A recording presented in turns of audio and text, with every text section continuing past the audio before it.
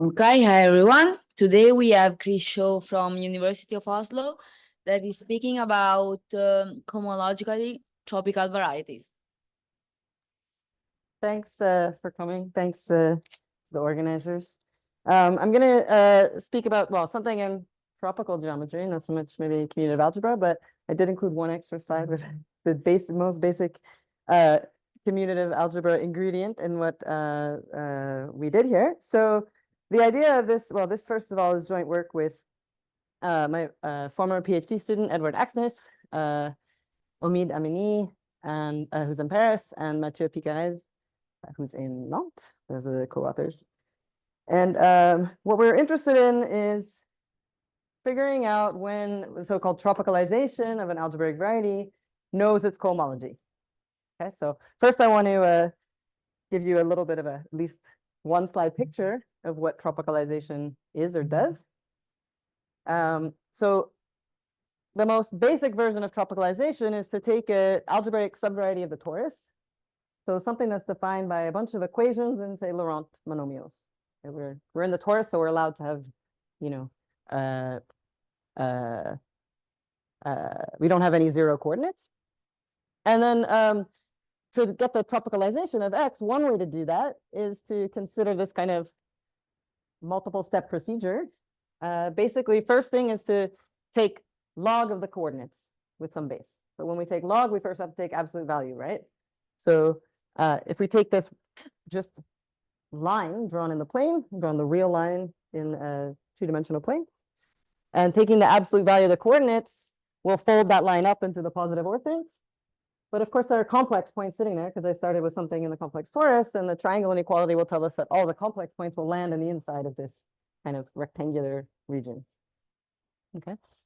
And then we'll take the log base t of each of those coordinates. So this log map is nice. This log map is a diffeomorphism once we get to this stage from here to here. And the picture that we obtain is it's called an amoeba. These amoebas were introduced by Gelfand, Kapranov, and Zelevinsky. And you can see it has tentacles like an amoeba. Maybe it has some amoeba have tentacles. Okay. And then we see in the definition up here, it's not just log base t. So the capital log is coordinate-wise log. We want to take the limit as t goes to infinity. And what happens when we take the base of the logarithm tending to infinity is that this amoeba picture kind of retracts onto some sort of spine, and we get this tripod figure in the plane, back in the plane. Okay. And this is actually an artifact of any tropicalization, not just this simple line. But whenever we do this for any algebraic subvariety, a single algebraic subvariety, we're going to get some subset of R to the big N that is the support of some polyhedral fan. Okay, so here there's not much choice of what the polyhedral fan is, right? We just have these three rays. But if we have something of higher dimensions, like a two-dimensional figure, it doesn't come with a cone structure on it.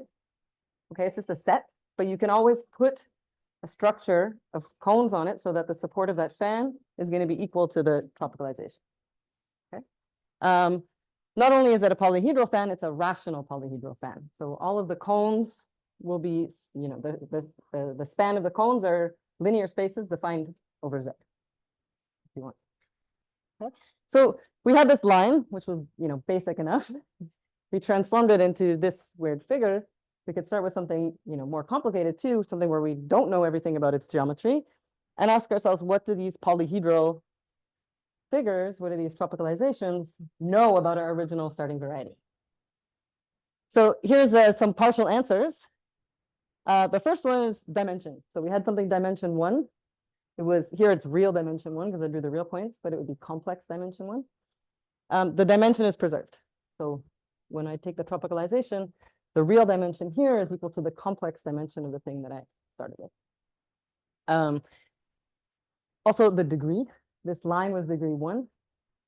There is a notion of degree here that comes to us from developing so-called tropical intersection theory, which is basically an upgrading of toric intersection theory and the theory of Minkowski weights, if you've heard of that. So there is a notion of intersection, or a theory of intersection and a notion of degree for which this thing is degree 1. And if you like, picture taking another one of these tripods, just translating it a bit, you see it intersects the original one in one point. That's baby intersection theory, that two tropical lines intersect in a single point generically. So self-intersection is of course the whole thing, but and it turns out that any other tropical line in the plane is a translate of this one. I don't get to do anything fancy like rotations, I just get to translate. So if you translate in a generic direction, this thing, so here the origin, the vertex is actually the origin. But if you translate it off, so say like here, then you get a single point. So this is a sort of a so-called stable intersection tropically, which is also the intersection of Minkowski weights in this case. It ends up being so. So these two have checks because they're always true, no matter what we tropicalize. The other ones have stars because there are caveats. Okay, so enumerative geometry, we could also take this tropical line and say, well, okay, if I take any 2 points in the plane, generically chosen, there's going to be a unique tripod figure like this. So with the horizontal, the vertical, and the diagonal direction, that passes through those 2 points. The first baby theorem of enumerative geometry. Through any 2 points, there's a unique line. So in certain situations, enumerative geometry also works. So you can recover like Gromov-Witten invariants from tropical geometry in certain cases. Even so, I mentioned that there's a notion of tropical intersection theory. This works in Rn. There are other tropical varieties you might want to intersect things. So there's a caveat there. If your ambient space is Rn, this is a check mark. It always works. Everything from, well, rationality questions, so knowing over which field your variety is defined. Notions of Chern classes for certain tropical varieties, combinatorial Chern classes. And what I want to talk about today is situations in which we can recover the cohomology of the original variety from these polyhedral pictures. So the cohomology meaning, well, Betty numbers, but also maybe not necessarily always the cohomology rings, but we can also get Hodge numbers, information on Hodge structures, and mixed Hodge structures. Okay, so yeah. In the situations where there's an asterisk, is it that, for instance, in some cases we know how they match, and in other cases we don't know yet, or that in those other cases they disagree? Here's an example. Okay. Yeah, excellent. That's a good question. Yeah, so I would say for example, for this cohomology thing, what we're going to see today is that we're going to see a bunch of examples where it works. I'm about to show you an example where it can't possibly work. And then the whole point of the talk is to, find the middle ground. So find the conditions for it exactly to work, which will of course include the examples that where it's known to work. And then yeah. Perhaps you probably mentioned this, but in the first step, when you take the absolute values, yeah. So yeah, so I just drew the real points here, but we have all the complex points. Okay. Any other questions? Questions are great. No? Okay. So here's an example of tropicalization, the one we just saw. So here now I've drawn the complex points. So I had the real line drawn before, but if I draw the complex points, I can't draw it in C star squared, but it really is a sphere minus 3 points. Okay. And there's this tropicalization. We saw that one already. But so now we know what the cohomology, or I wrote the homology groups down. I'm going to use rational coefficients basically everywhere. Homology and cohomology. But here are 2 examples of well, topologically different subvarieties. These are both, I can write down an equation for this X that would be a conic, say, in C star squared. And it would be a sphere with 4 punctures. Or I could maybe have a degenerate conic that happens to be 2 lines and 2 punctures on each of those P1s, which are each of those lines. Okay. And when we take the tropicalization of both of these 2 curves, we get the same thing. With, if I just look at the support of this as a set, there's no extra information to tell me to distinguish these 2 pictures. Okay. So here, there's an example where this is never going to work.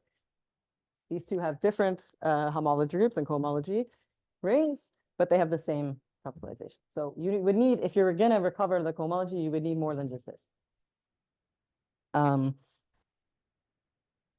I think that answers your question. Okay, cool. So, well, part of this game, back to this this question. Well, dimension is clear what dimension is. There's not some special notion of tropical dimension, okay? But there is a special notion of tropical degree. You have to come up with the right definitions to say, you know, what is the degree over here that's going to correspond to the degree over here. Same with basically all the other ones. Okay, so in order to figure out, you know, what the tropicalization knows about the original variety, you also have to figure out a kind of combinatorial recipe for these algebraic geometric invariants. So all of that to motivate this kind of technical slide of what we're going to define on any rational polyhedral fan now. Okay, so sigma is going to be an actual fan, so a collection of cones. Remember that sigma, you're thinking of sigma as being a fan structure on the tropicalization of some variety. Okay, so but you fix some fan structure. And for every p, we're going to define some subspace, vector subspace of this pth exterior power of q to the n. And all you're going to do, and that's a vector subspace for each p and for each cone. So we have a cone little sigma. And all you're going to do is you're going to take all the cones that dominate sigma, that are bigger than sigma in the fan, and take the pth wedge of the span of the bigger cone. And this sum here is to denote the vector subspace generated by all those. Okay, so let's look at this example. Back to our special line.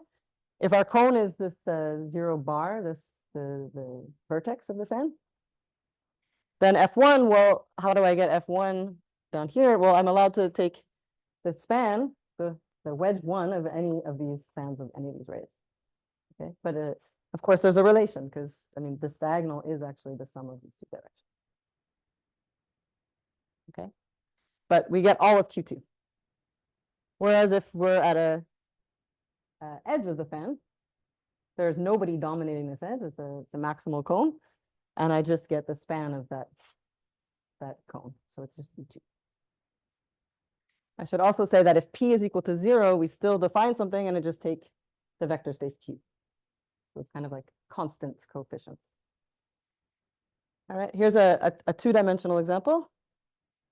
Okay, so for example, F1, this is living in R3, and I've drawn, so these are the standard basis directions. Minus E3 is 0, 0, minus 1.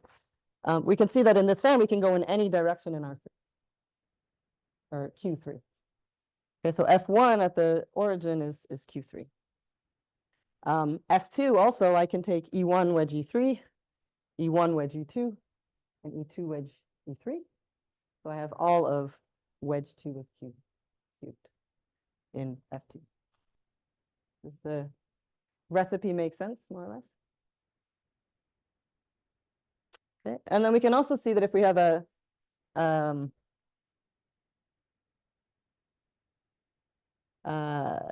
a larger cone, so this tau is an edge of this that contains the origin, right? This ray. Then the collection of generators that I'm allowed to take around this edge to cook up these vector spaces is smaller than the ones that I take here. There are more maximal cones that are bigger, more cones that are bigger than this vertex than of the edge. So we get injections between all of these vector subspaces. So it's not just that we have a vector space for each P and for each cone, but we have a system of maps between them as well. Okay, and if you remember, so I said F0 is always just Q. So F0 at the vertex of the fan is Q, and F1 is Q squared. And if we just go back to this slide, so we had H0 is Q, and H1 is Q squared.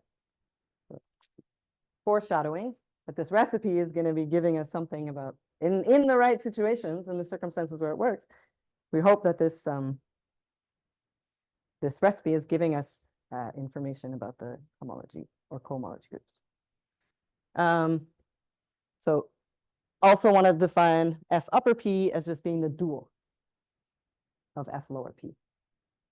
Okay, so we would still get maps between the corresponding faces, but the directions flip when we take the star. Okay. So these multi-tangent spaces were introduced by Edenberg, Kotsarkov, McElkin, and Sarkov in their original paper on tropical homology.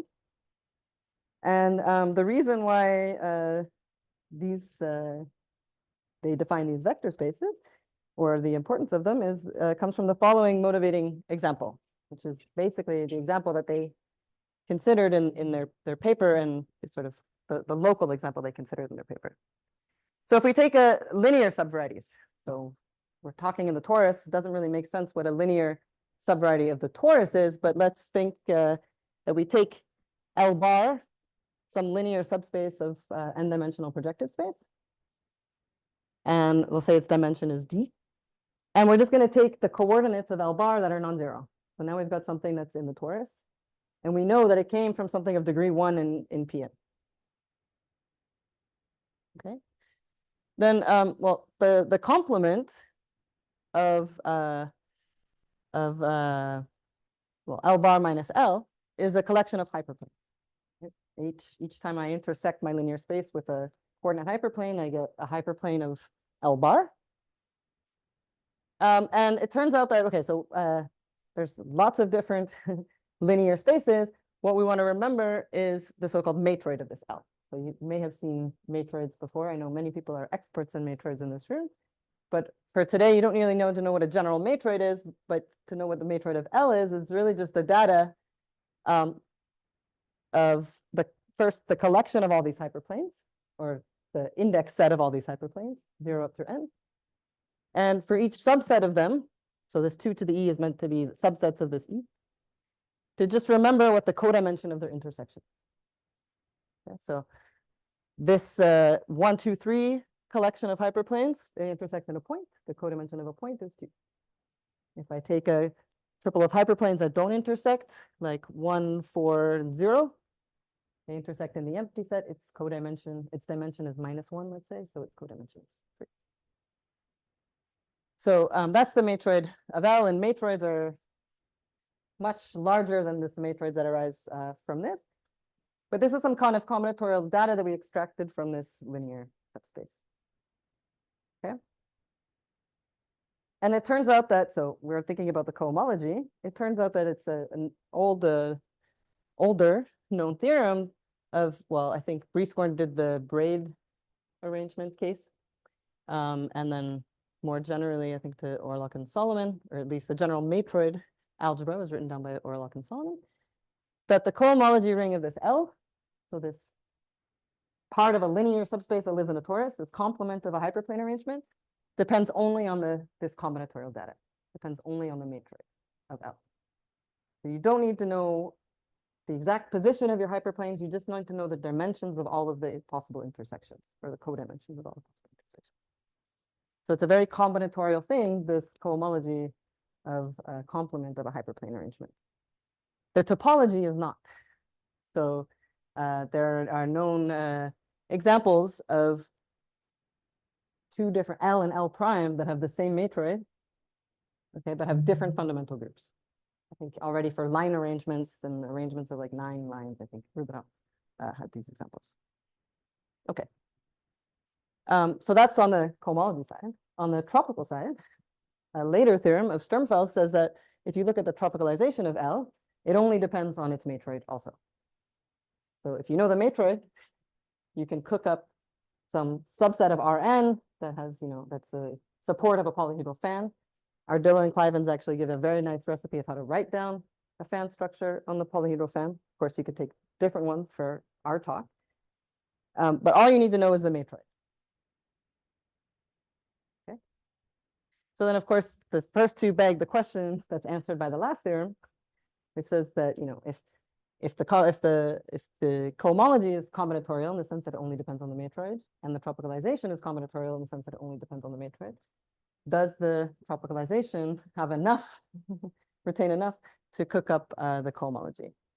And this is a theorem of Zarkov that the cohomology ring of L is exactly given by these FP vector spaces of the fan. So you can put any fan structure you like on it. What's important is that here you have at the origin, the vertex of the fan. So this is, if you know about Orlock-Solomon algebras, that's the recipe for this H star, that's the combinatorial recipe. And this theorem is saying that these give you the Orlock-Solomon algebra. I didn't talk about a product structure here. There is one just coming from the exterior algebra. Okay, so this is one of these asterisk examples that we have to start out with, where the tropicalization knows the cohomology. Okay, but we want more than that. Yeah. So if an Orlock-Solomon algebra, whatever you get equation for circuits, does this thing correspond to the equation correspond to tropicalizing the equations for the Orlock-Solomon algebra? When you say this thing, you mean this thing? Yeah, or with the thing that determines the cohomology. Is there a tropical analog for Orlock-Solomon? I would say like this is the Orlock-Solomon algebra. It's just the tropical recipe for the Orlock-Solomon algebra. Yeah. Does that make sense?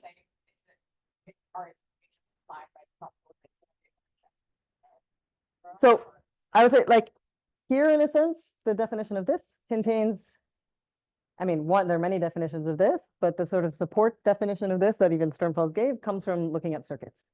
You look at the points such that the minimum over all the circuits is attained at least twice. So circuits should be like the defining equations, but we don't always have defining equations for general matroids, right? But like this recipe that, Zarkov used, and I had an earlier version in my thesis that didn't use the ring structure, didn't talk about the ring structure, but that this recipe is exactly the one I just showed you. So the circuits are hiding in the background of the fan, and they come out when you prove this isomorphism, or this equality, really. But there's not, and what's kind of nice is that this works for any fan, or like there's even if you use the circuits of a matroid to come up with this set, you could take any other subset that is supportive of polyhedral fan, and you have these FPs, which is what we're trying to figure out, is that when you take any other variety X that's not one of these linear subspaces, when is this still giving you something meaningful? Yeah. So the right-hand side, it's like a subspace of It's a quotient, because that's a dual, right? So this is a subspace. Oh, okay. And that's the dual. They're up and down, like homology and cohomology, up and down. Yeah, it is a quotient. Yeah, thanks. Yeah.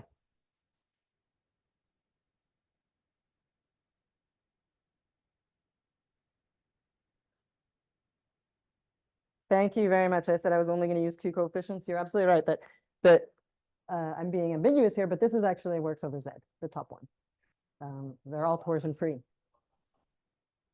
Also over Z.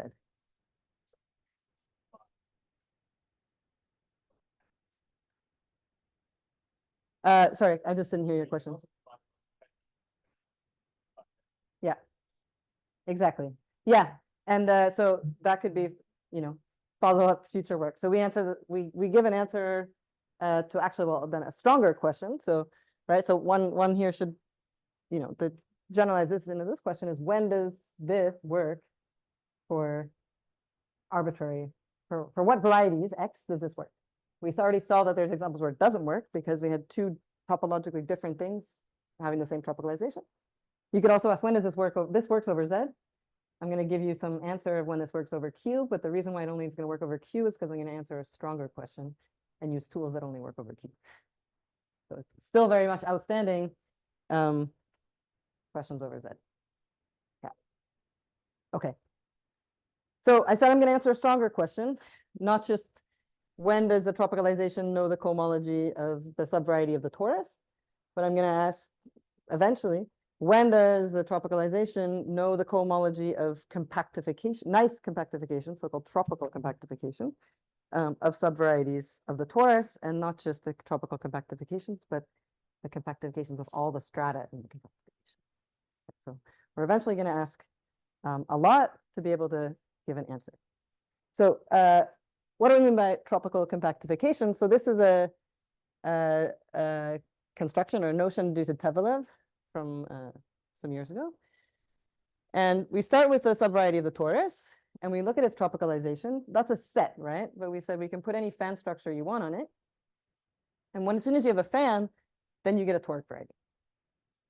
You get a toric variety, and you get some compactification of the torus or partial, sorry, compactification of the thing that you started with, of the torus that you started with. Okay, so we're going to fix sigma, big sigma, a rational unimodular fan whose support is our tropicalization.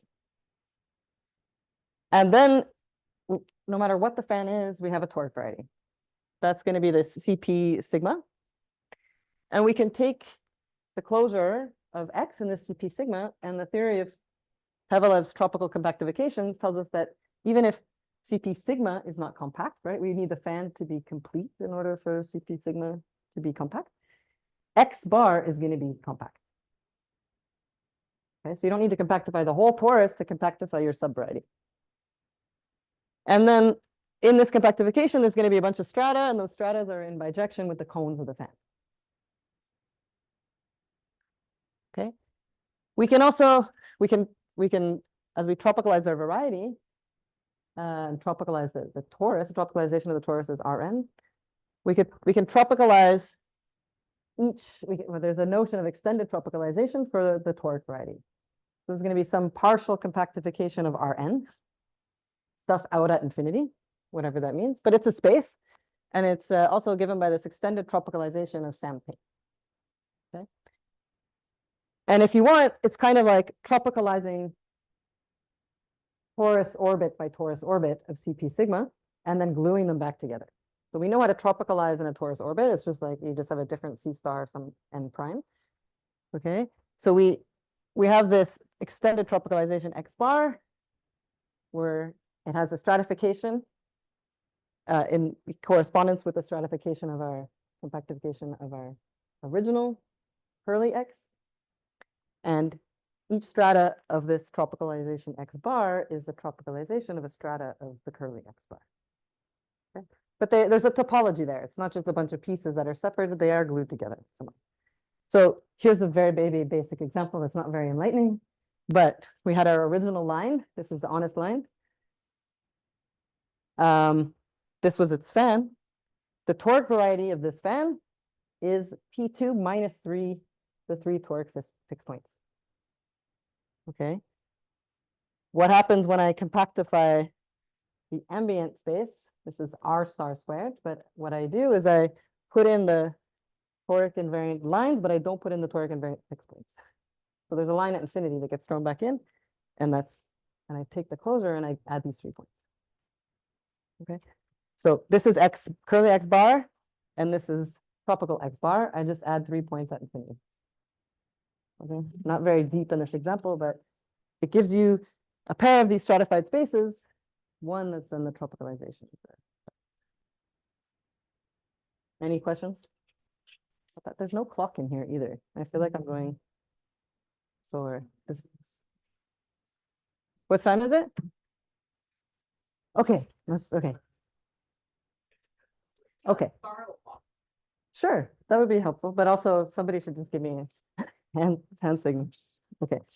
Right. Okay, so we have these compactifications. No? And without too much work, but I'm not going to give you the recipe.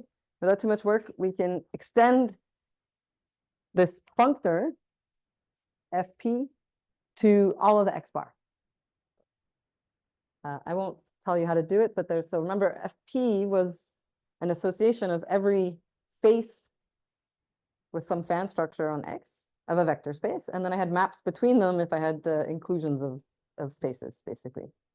Now we have some new faces in X bar. There's extra stuff going on at the boundary. I can also, there's a way to extend this rule of associating vector spaces to each face of X bar. Okay, and it turns out that this functor, this vector space for every face, and then maps between the vector spaces when there's a relation between the faces, that this is a sheaf in a special topology on cellular complexes called the Alexandrov topology. So this is also called a cellular sheaf. And you can take its cohomology. That's basically the point. So maybe to define how we take the cohomology, so you can even write down cellular chain complexes with coefficients in this FP. So as you do normally with the Q cellular cochains would be a sum over, the Q dimensional faces. But here instead we take, instead of just one dimensional vector space for each face, I take FP of that face. And then I use the maps between the associations of the faces to cook up this differential map. There's orientations as usual involved there too, but it's not so deep.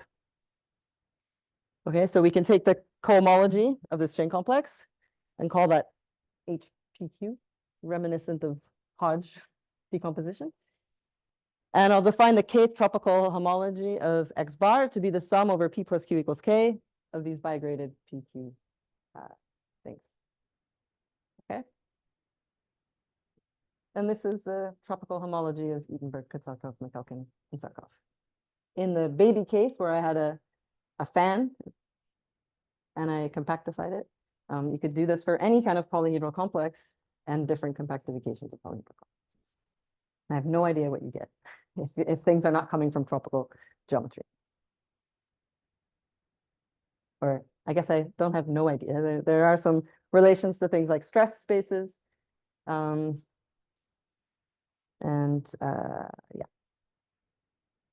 Okay. So just to see what happens for this compact tropical line, right? So we had this, when we do our Pevalev's tropical compactification of the line, we get the whole P1 back. Okay, so our X bar is this tripod with points stuck on at infinity. Here are the chain complexes that you write down. For P equals 0, it's really just cellular cohomology of this tripod figure, nothing that deep. But for P equals 1, I didn't tell you how to extend it to the points at infinity, but at the points at infinity, it ends up just being 0. FP of a vertex that's out at infinity, one of the new ones, this ends up being 0. So we get a Q2 and then a Q3. 3 for the 3 edges. So you compute the tropical homology groups and you end up getting the right thing if you're thinking about the sphere. Q0 in H1 and then Q in H2. Okay. All right. Okay. So there's one other thing that I want to introduce and that maybe some people here have heard about in terms of fans and cohomology, or at least Chow cohomology. And that's the Chow ring of a fan. Anybody here seen the Chow ring of a fan before, right? So this is a very commutative algebra thing. We take a polynomial ring and a bunch of variables, one for each ray of the fan, one-dimensional cone. And then we quotient by the sum of 2 ideals. One is basically the Stanley-Riesner ideal. So the non-faces of the fan, any collection of cones that don't span a face, we get rid of it, quotient by those monomials. And then there's some linear ideal J. Doesn't really matter so much what it is, but this is this nice polynomial presentation happens to be a presentation of the Chow ring of the toric variety. Okay. But that's of CP sigma. So this is the same CP sigma that we had on the previous slide, not at all of our X bar. Okay. So that was the theorem of Danilov and Briand. So Danilov, I think, was a compact case, and Briand did this then for the non-compact case. I should say, sorry, here it's probably important is to put that it's a simplicial fan. Okay. And then just to relate what we did on the last slide, this tropical homology to Chow rings of fans. Turns out no matter what simplicial fan you take, this Chow ring is isomorphic to the diagonal part of its tropical homology. So Amini and Piquerez market this as the tropical Hodge conjecture for fans. I think it's a strong statement. It's not difficult at all to prove. And I think there's a version of Briand theorem. So Briand studied these Hodge spaces for fans in the paper of on the polytope algebra. I forget what the exact title of the paper is. One from 97. And gives some HPQ invariants for fans that don't look exactly like what we just did, but in most cases they are It's non-trivial. There's a quasi isomorphism between the two complexes to get these. Yeah. No, that depends. So this is also something that Brion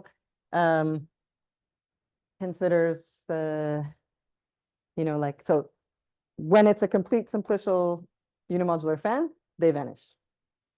And this is the cohomology of the toric variety as well. But in other cases, I mean, Brion also, like, I think maybe for H21 or H12, one of those is always 0. I forget which, if it's P has to be bigger than Q, it's not too hard to see from the definition, but gives an interpretation of that, geometric interpretation of one of those 2, 1 or 1, 2, but don't really know what they are otherwise. These, for Brion, these kind of are coming from a spectral sequence, which eventually calculates the cohomology of the toric variety. Like, so these are something that is on one page of that spectral sequence, and then you don't know what's going to happen to them later.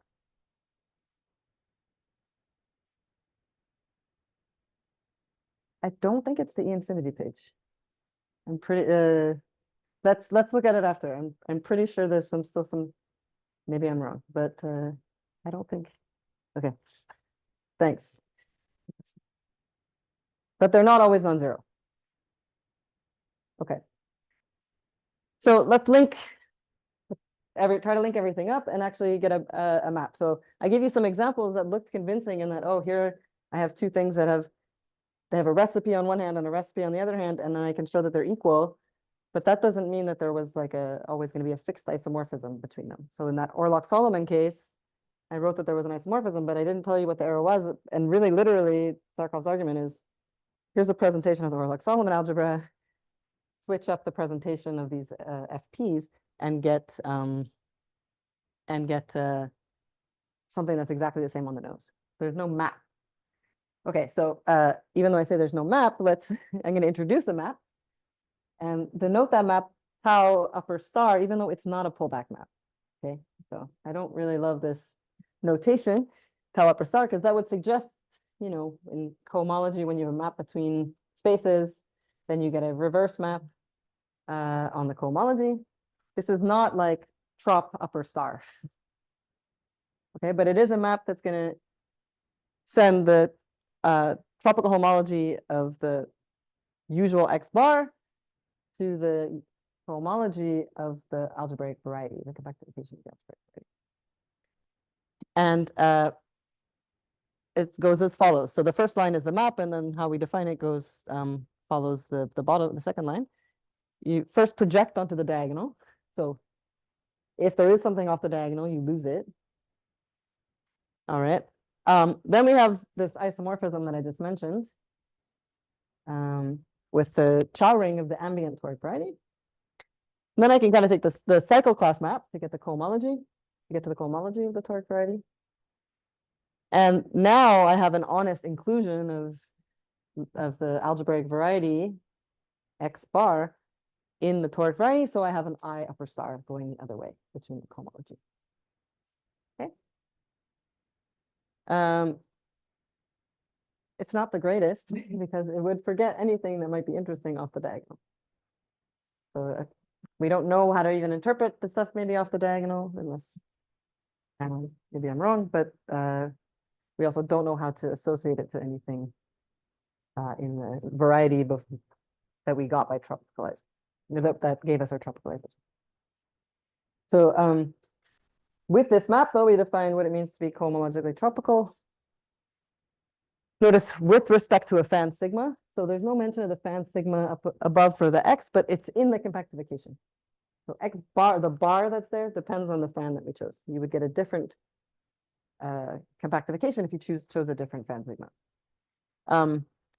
If for every cone of sigma, this map from the strata to the corresponding to sigma, the tropicalization of that strata to the cohomology of the actual strata, if this is an isomorphism. Okay, so it's not in terms of the variety X that we started with before we compactified. This is about the closed strata, and it's about every single closed strata. Okay, and now with that, then we can answer the question. And here's our main theorem that we have to make one extra assumption, and that is that the variety is Schoen. So Schoen means that when you take one of these Sobolev tropical compactifications, that each stratum that you get is non-singular. Okay. The word is German. It means nice. It means nice. Yeah. How strong a hypothesis is it? Yeah, I don't know how to measure that. You know? I mean,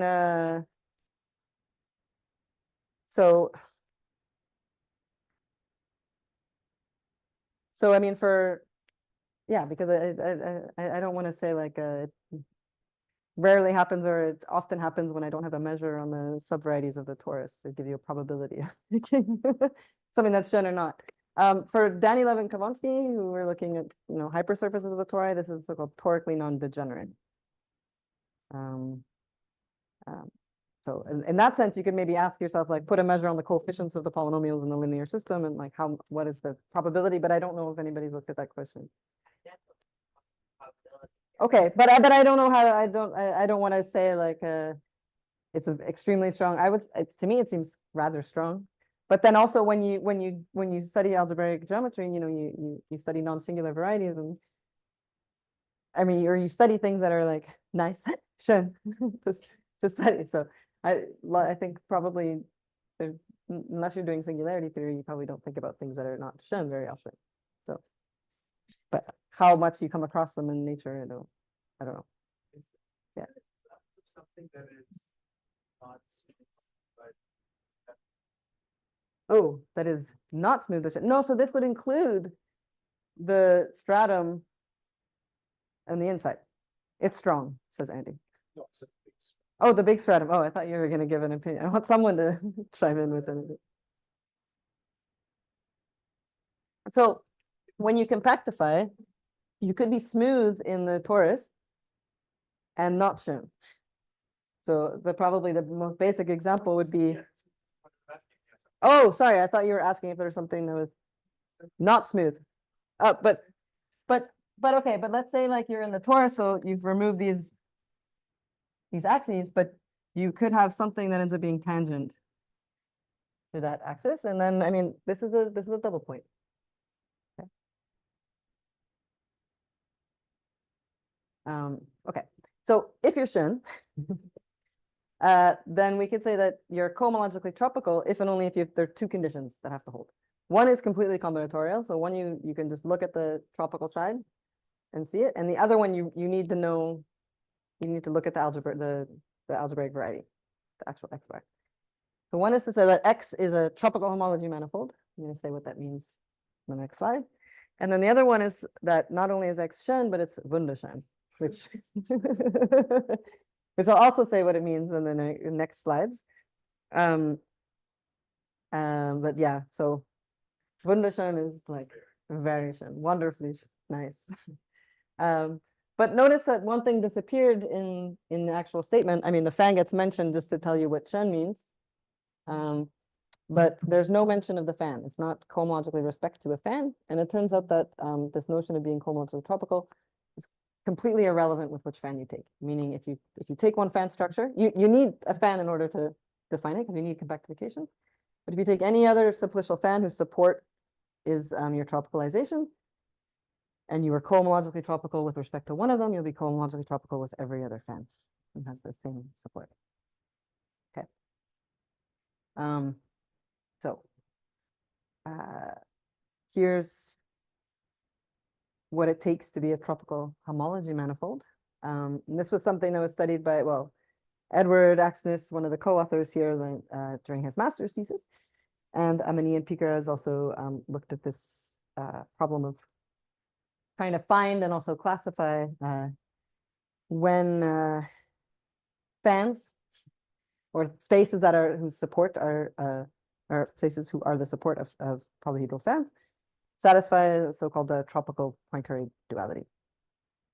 So we'll say that X is a tropical homology manifold. So if you remember what a homology manifold is in topology, this is a space that if you just look at its homology looks like homology of a manifold. It has Poincare duality. And not only that, but like everywhere locally. So the manifold part is to say that everywhere locally, if you look at any open set, then you have Poincare duality on that open set. So open sets are not compact, so Poincare duality, in order to formulate it, you need to relate, say, cohomology with Borel-Moore homology. So via this cap product. So I'm not going to describe what Borel-Moore tropical homology is. There is a variant of it. I'm not going to tell you what this fundamental class thing here is. But this fundamental class, what's fundamental about the fundamental class is that X was tropical. So I said you can look at tropical homology for any kind of polyhedral space that you want. But in tropical geometry, there's something called the balancing condition and weight functions. And the reason why you have a fundamental class X is because you have something that has a weight function and a balancing condition. So that's the only thing that's kind of tropical about tropical homology is this fundamental class. So you need this to be an isomorphism for every open set. I also didn't tell you how to define cohomology for open sets, but you can. There's also this description of the definition is meant to remind you of homology manifolds in topology. Okay, but here's an example. This one is a tropical homology manifold. This one is not a tropical homology. Okay, so that was the bad guy that we saw on the second slide, where we had two different things, different topology tropicalizing to this. Okay. And to link it back to the example where this tropical homology gives, the tropical cohomology gives the cohomology of linear spaces, it turns out the support of a matroid fan, so these fans that we come up from Sturmfelds that are the tropicalization of linear spaces and even more general, these are always tropical homology manifolds. They have Poincare duality everywhere locally.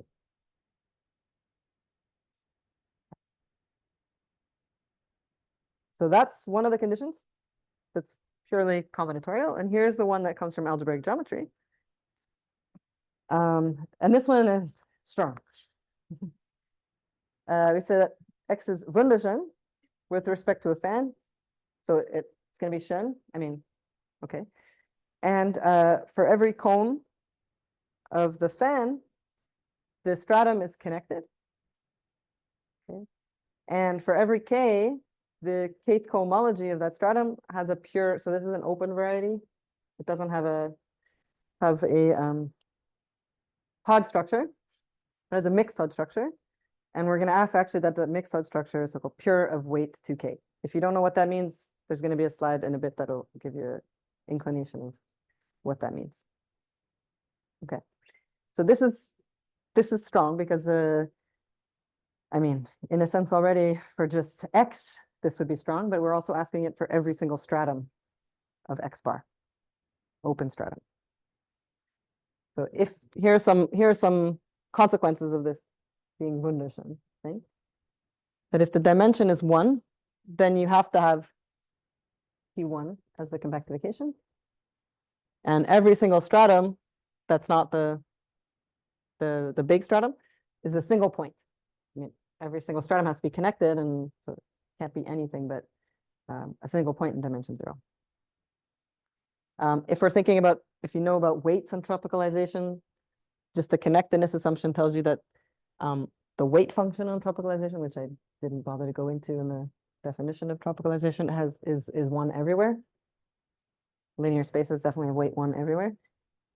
All odd cohomology of the compacting has to vanish. This is a consequence of all the mixed Hodge structures on all the strata being pure like that.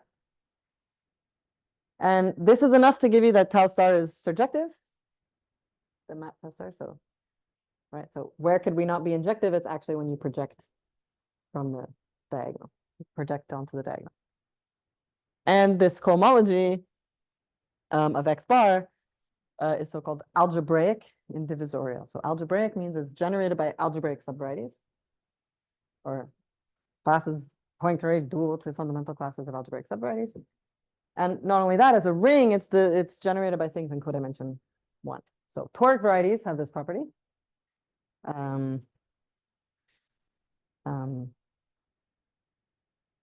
Blow-ups have this property, not much else. So, I mean, this is a strong condition that is a consequence, or a strong consequence of this condition.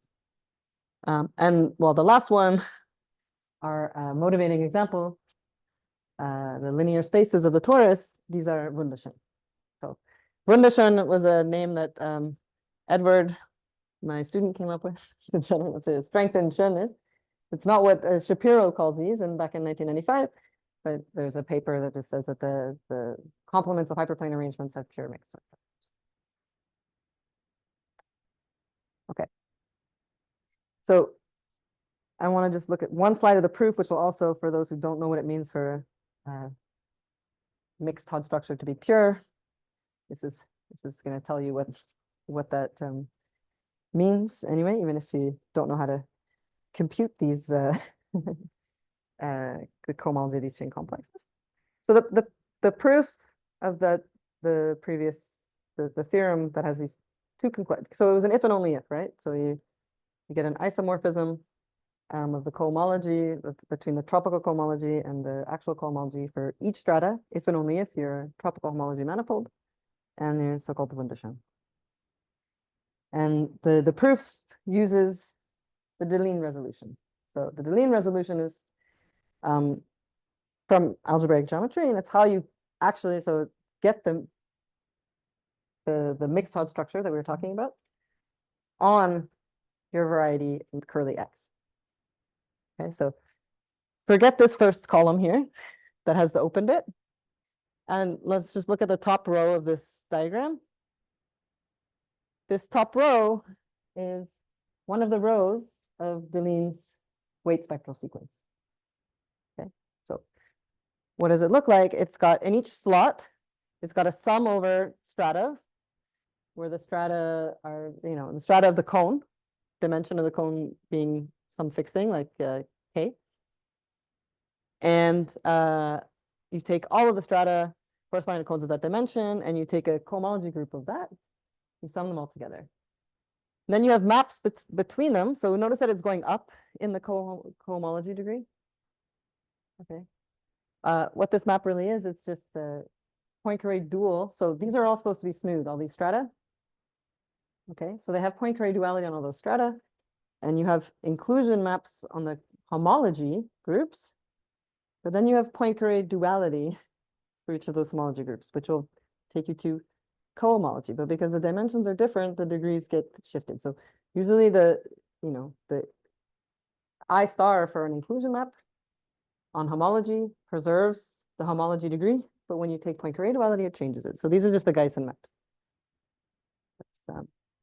Okay, so to get the weight filtration of the Deligne spectral sequence, you would take the cohomology of the rows here.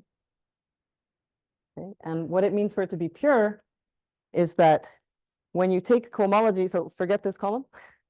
When you take cohomology, the only thing that's left is in this first slot, is in the kth slot. And it's exactly H upper K of the open bit. So being, having this Wunderschön property, the pure mixed Todd structure of weight 2K, is exactly saying that the top row of this complex is exact for every K. That's the definition. So this is the Deligne, so-called Deligne resolution, that we call it.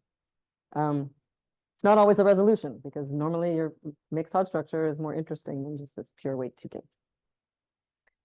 And it turns out that not only do we have this for the complex algebraic varieties, and this is over Q. So this is where we lose anything over Z. We don't have this over Q.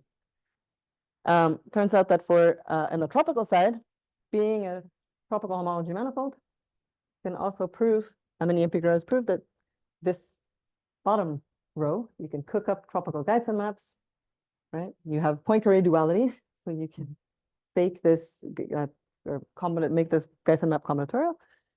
And turns out this bottom row will also be exact. Okay, so then you just go by induction. And there's one case where, and induction and commutative algebra. If you know that enough of these are isomorphisms, you get the next one, except when K is equal to 2. Then you actually have to do some work, because the long exact sequences aren't long enough that it just falls out. But you do that work and you use some intersection theory. And notice that the corollary is that if all of, so the tau star in red is not there, these other tau stars are there. But by commutative algebra, corollary is you get this tau star also being isomorphs. So we get back to our original question where we wanted, right, not the cohomology of these X bars, but we wanted the cohomology of our subvariety of the torus. So if X is cohomologically tropical, then there's the existence of this isomorphism from here to here. So this was the on the nose check that we got in the linear space case. There's actually a map if we were concerned about that. Okay, maybe just one slide to tell you that about other examples of cohomologically tropical varieties. We don't know that many. There are other ones, but we know, of course, X is linear, then it's fine. In dimension 1, we know we have to have X equal to X bars of P1, and the tropicalization is so-called simply balanced. So it has to have weight 1 everywhere, and a one-dimensional tropicalization will be able to rays. There can only be one linear relation among those rays. That's, I mean, otherwise you don't have tropical homology manifold, so you can't be cohomologically. Edward Axness also gave sufficient conditions when we have a complement of not just lines, but also conics of P2. So they're not so easy to come up with. Also, Nolan Schock has this notion of so-called quasi-linear varieties. These are all cohomologically tropical. And so here's an example of a quasi-linear variety that's not that's interesting and not a linear variety. The ones of Edward, I think, are also technically quasi-linear, but he gives kind of combinatorial conditions about the conics and lines arrangements. That the moduli space of n general position hyperplanes in PR -1 for R3 and n less than 8. So, I don't know that many other examples. Up to 7 lines. Yeah. Okay. So it might have seemed like also like a stretch to go from asking this question about we still haven't given you an if and only if for when the tropical homology, or when these FPs give you the cohomology of the open variety. But there was another reason of why we wanted to look at this question for the compactified strata.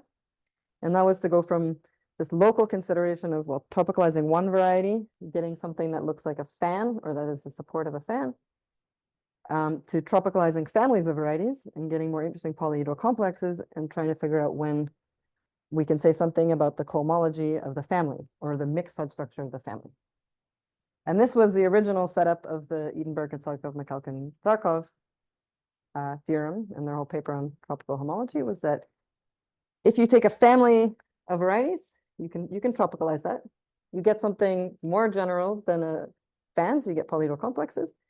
And if each piece of that polyhedral complex looks like the fan of some matroid, of some tropicalization of a linear space, then the tropical homology gives you Hodge numbers of a generic member of the family. Okay.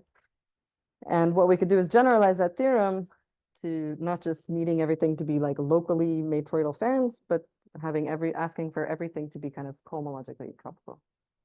So if we have a family of varieties over the disk, and each one of the members of the family is in CPN, and let's say we have a semi-stable extension. So that means we have a family where over the punctured disk, we don't have a family over 0, but you're some way of extending your family so that it satisfies some conditions of being semi-stable, and then over 0, you're going to have a bunch of components. You will not have an irreducible variety over 0.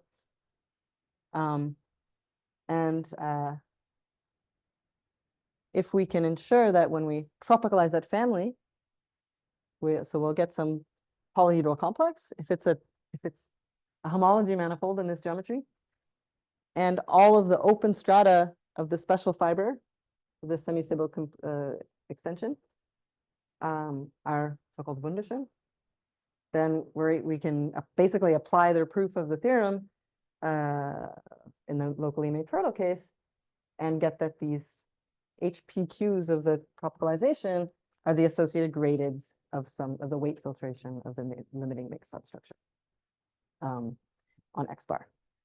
And also the whole cohomologically tropical or the Wunderschön thing also will tell us that the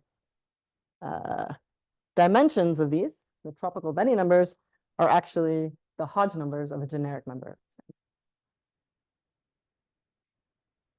Okay, so even though we lost something of our original question, we pick up this more general, not local tropicalization, but cool.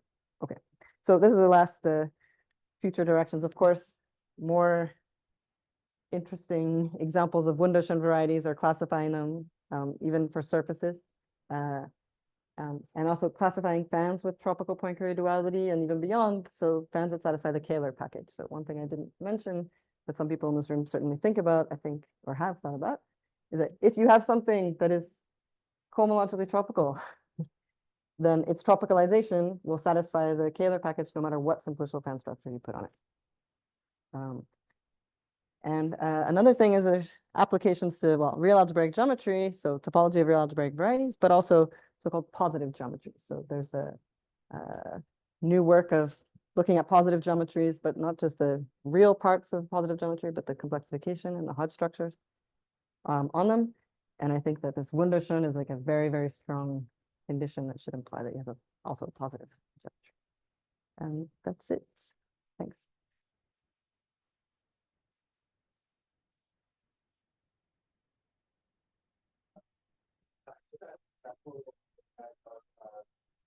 I think that the two lines that set up different ones but the same composition. And that one is not Schön. It's neither. So okay. So yeah, this is not Schön because it's not non-singular, right? And this is also not a tropical homology. This is Wunderschön. So what that might tell you, what that might mean is that maybe there's some better way of taking this variety, which is Wunderschön, taking this variety, putting it into a different torus or putting it into torus in a different way, so that when you tropicalize it, you get something that has the combinatorial condition that you need. But yeah, you can also, so here's the quiz question after the class, like which one is there one of these two that this tropicalization is recovering the cohomology of? So what is the F1 of this cross? I can go in this direction and I can go in this direction. So it's two-dimensional. So it's actually giving you this without, yeah. So there is another version of the, there should be another theorem, the actual honest open theorem, not just the corollary of the closed theorem. That maybe tells you that it works in this case too.